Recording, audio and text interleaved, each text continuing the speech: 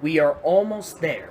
And now we're going to be looking at the animated film that a lot of online YouTube critics consider it the best animated film of 2016. And the most recent animated film from Laika, the same company that brought you Coraline, Paranorman, and The Box Trolls, all three of them that were nominated for Best Animated Feature. And here comes their fourth movie, and it got another nomination, and that is Kubo and the Two Strings. The film is directed by Travis Knight, formerly known as a rapper named Chili T, which he wasn't successful in the 90s. So he went up from a career as a rapper to a career in animation, and he finally found the right portion of his career in the field of entertainment. Instead of music, it's movies. So in the Edo period of Japan, a young 12-year-old, one-eye patched kid named Kubo is actually living with his ill mother. However, one night, after he forgot to return home immediately when it went dark, two of the mother's evil sisters, which are both witches apparently, wants to actually get Kubo, and his mother decided to sacrifice her life in order to save her son. Yeah, I know it's a little bit dark already, but here's the thing. The reason why the sisters want Kubo is specifically they want to give them to their father, Raiden, aka the Moon King, voiced by Ray Fiennes. And Kubo is also voiced by Art Parkinson, by the way. After her sacrifice, you would think Kubo would be alone. But no. Apparently, she got accompanied by an anthropomorphic snow monkey, voiced by Charlize Theron, which is actually a little figure that was brought to life from his mother, and then a human beetle, voiced by Matthew McConaughey. And the three of them go on the search to get the sword, the shield, and the helmet in order for Kubo to save his own life. So, I gotta say that this is another really great animated film, a fantastic stop-motion animated film I have seen in a while. Now, some people think that hand-drawn animation and stop-motion animation are dead, based on box office results. But if you look how the movie is really that good, you will see that stop motion is not dead. Because Laika has been one of those studios that tries to keep telling us that stop motion is not dead with their past films. The Box Trolls was a little bit disappointing to some people. But then here comes Kubo and really brought back Laika up to their feet where they are, and people consider this their best movie ever so far. Now, how I like about this film, let's just get up with the characters specifically. Kubo is definitely a really fantastic young boy. He knows that his parents are no longer in spirit, which are Sarito and Hanzo, and he has to keep the spirit for his family in order to save his life from the removal of his other eye that he's remaining, which his grandfather wants. As for the two sidekicks, Beetle and Monkey, Beetle is kind of an energetic person that he just wants to do something that he knows that he thinks he can do it, but not Kubo.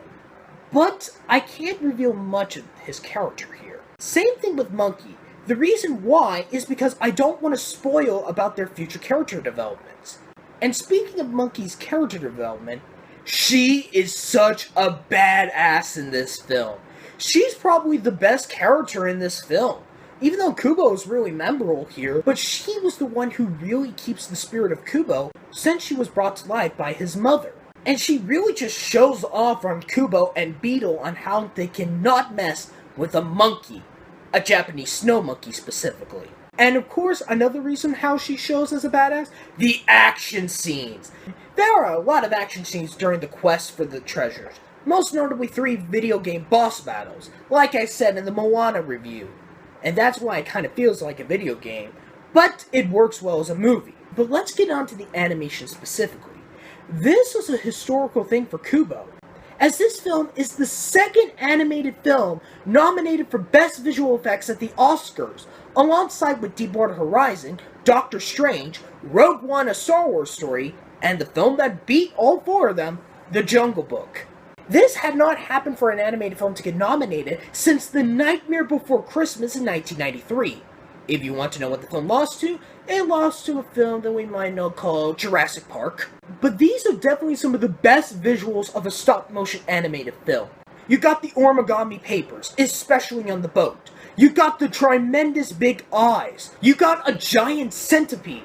And of course, the big giant skeleton. And if you see in the end of the credits of the film, you can see how big that skeleton is. you think it's computer animation, but no, it's actually, they legit build it. This is definitely a fantastic stop-motion animated film.